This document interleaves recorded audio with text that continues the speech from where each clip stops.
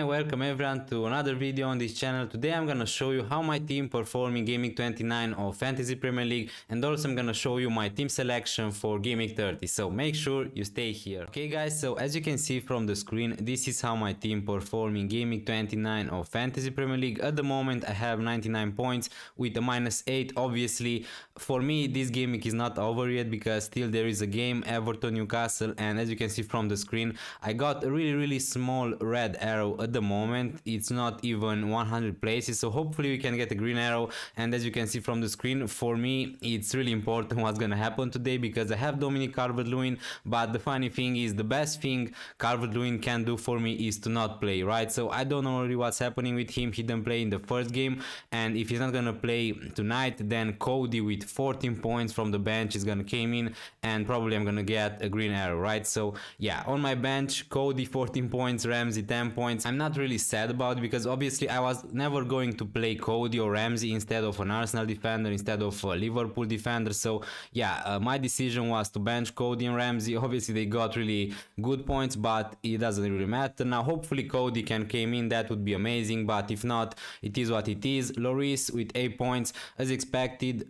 Spurs kept just a clean sheet against Brighton. They conceded against Man United, really happy with that. Obviously Trent and Van Dijk were amazing as expected from Liverpool. I expected from them to keep some clean sheets against Brighton and Arsenal. They kept 2 clean sheets. Van Dijk also got some bonus points. So yeah, I'm really happy with my Liverpool boy. Salah obviously was my captain, 20 points. But yeah, Kane outscored him. So fair play to you guys. If you captain Kane, that was amazing for you. My 2 transfers for this gaming for -8 were Kane and Kulusevski. So from this point of view, it really worked out. Kane got 14 points. Kulusevski was amazing for his price. He scored 11 points, which is just unbelievable. Now Tierney, as expected, Arsenal didn't keep a clean sheet yesterday against Liverpool, so yeah, really happy with the clean sheet. Still 7 points. Saka not amazing, 5 points. Rafinha 5 points, but honestly I know it's getting annoying a little bit because if you watch the game you know that Rafinha hit the post I think 2 times, so he was really unlucky to not score in that game, but at least he got an assist. So yeah, really happy with Rafinha. Jimenez he blanked, and with DCL I said it before, he didn't play in the first game. I don't know really what's happening with him, but as you may know, if you don't know already, Everton are gonna double in Gameweek 31, so probably I'm stuck with DCL for 2 more game weeks. But yeah, probably it was the worst transfer of the season for me. Now as you can see I have 1 free transfer, so let's see what I can do for Gameweek 30. Okay guys, so as you can see from the screen, this is how my team is gonna look like at the moment for Gameweek 30 without making any transfer. But before talking a little bit about my team, I just want to mention something because I forgot to say that in the first part. Obviously I advised so many of you guys to triple captain Salah in Gameweek 29 because I thought that he was the best captaincy option for this Gameweek, and I still think that he was the best captaincy option for this Gameweek. Obviously if you didn't use your triple captain in Gameweek 26, now obviously you are really unlucky with Mohamed Salah because he got injured. I mean honestly, Salah didn't miss a game due to an injury for 3 years, so honestly that's really bad luck. And still I think that Salah was the best triple captain this season. Obviously it didn't really work out for you because he got injured, he scored the penalties, and then he got injured, and obviously he didn't start against Arsenal. But still I think that if Salah would have played 180 minutes, he would have scored more than 10 points, right? So that's what I think. Now as you can see, this is my team for Gameweek 30. Lloris is gonna be my goalkeeper. Van Dijk and Trent are not gonna play, so you can see my bench from here. Gillespie, DCL, Salah, Dalot. So these are the players who are not gonna have a fixture from my team. I have 9 players who are gonna play in Gameweek 30. One of them is Lloris, then Cody and Tierney. Cody against Leeds at home, hopefully they can keep a clean sheet.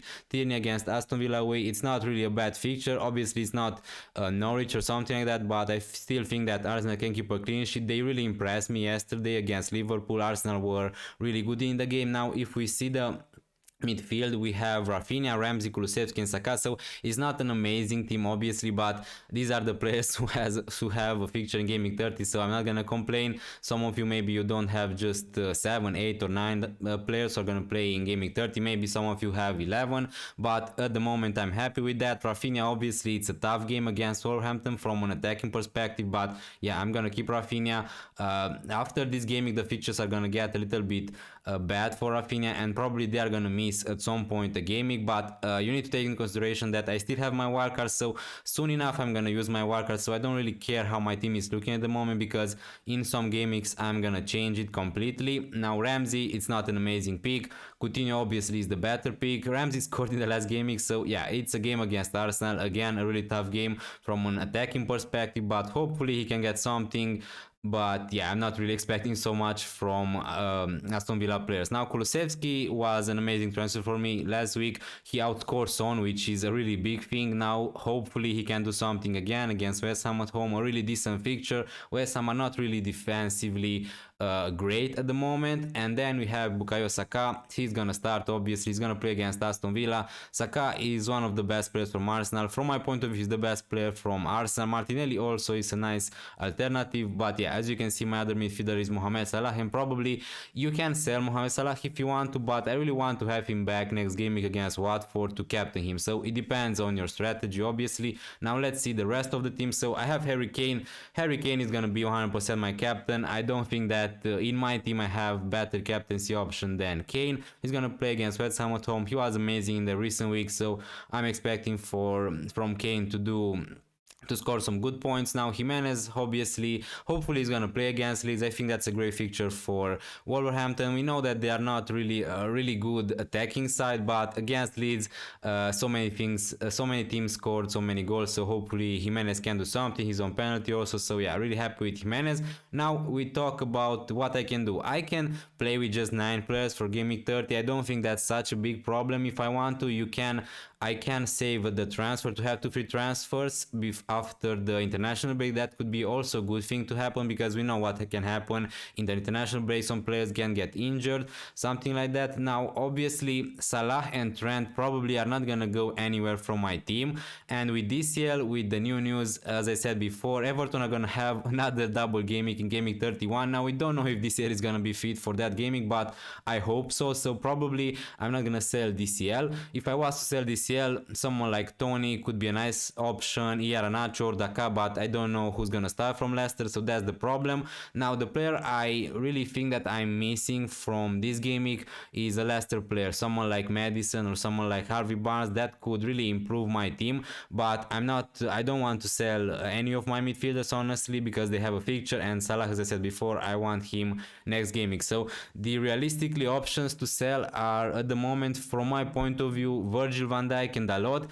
Van Dijk is gonna have a nice fixture against Watford in the next game, but for me Van Dijk really did his job, really helped me a lot. He scored so many points, but after that he's gonna play against City, and after that I can use my wildcard to buy someone like Robertson or Diogo Jota or even Luis Diaz. We need to see what's gonna happen then. So my options at the moment are to sell Van Dijk and Dalot. Okay, so now if you came here to the transfer page, as you can see, I have just 0.2 million in the bank, and just to see the fixtures, Wolverhampton Leeds, I have one defender from Wolverhampton. You can double up if you want to, but honestly I'm not sure if doubling up on any defense is worth this game week, so I'm not gonna buy a defender from Leeds. Maybe from Wolverhampton could be an option. Aston Villa, Arsenal, I have a defender from Arsenal, so buying a second one could be also an option, or buying an Aston Villa defender, but I don't know how confident I am Aston Villa are gonna keep a clean sheet against Arsenal. I know that Matty Cash also will expect from him for some attacking returns, right? So it doesn't really matter if Villa are not gonna keep a clean sheet. If Matty Cash can get an assist or a goal, who knows, but still I'm not really decided. And about Leicester, the problem is we don't know who's gonna play. I mean, Fofana is back, there is Thomas, there is Justin on the left back spot, there is Amartey and Soyuncu. We don't know if they are gonna keep his place. Obviously for this gaming, maybe Amartey could be a nice option, a really good cheap option, but I'm not sure if he's gonna play in the future, because Fofana is gonna be back, Johnny Evans is gonna be back, and yeah, with Spurs I have already 2 players, and I don't really want to buy a defender from West Ham, so I don't really have so many options. That's why maybe rolling the transfer is not that bad of an idea. Now if I want to sell Dalot, I'm not sure if I have so I have enough money, exactly enough money to buy someone like Ben White. I think that he's the cheapest defender from Arsenal, so this is the most logical decision I can make at the moment, selling Dalot to someone like Ben White. That's what I can do. Or I can sell Van Dijk to someone like Ben White, but that would leave me with so many cash, and yeah, that's not really a bad idea, but I'm not really sure about that. Now obviously I can buy pretty much any defender with 6.9 millions, right? So that's the thing, but I don't know how many defenders really impress me. Now obviously we need to look at the defenders who have a fixture, so the best one probably at that price is Matty Cash, because with Digne we don't know if he's injured or not or something like that, and Matty Cash also was a better pick in the last game week. I can buy Gabriel, but honestly if that's the case I'm just gonna buy Ben White. Now maybe Gabriel has a little bit more attacking threat, so that's a plus for him.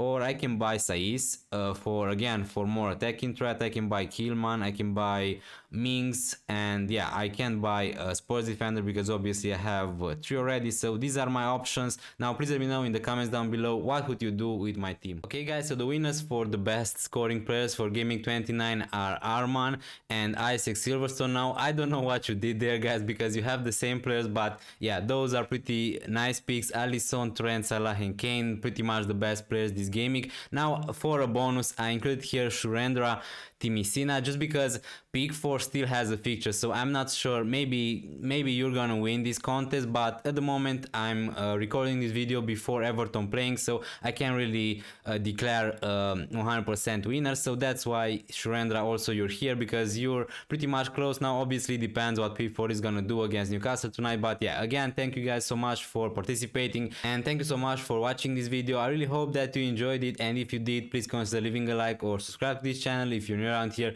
It would be really helpful for me and I really appreciate it. And also please let me know about your opinions in the comments down below. See you next time. Check the mic and make sure it sound right, boys.